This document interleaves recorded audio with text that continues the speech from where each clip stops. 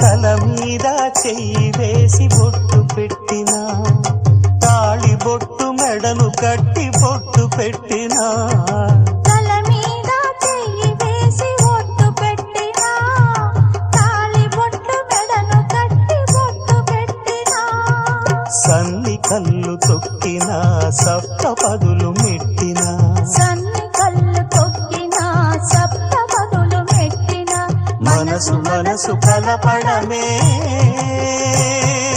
మంత్రం పరమార్థం.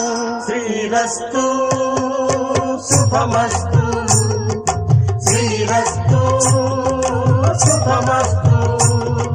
శ్రీకారం చుట్టుకుంది పెళ్లి పుస్తకం, ఇక ఆకారం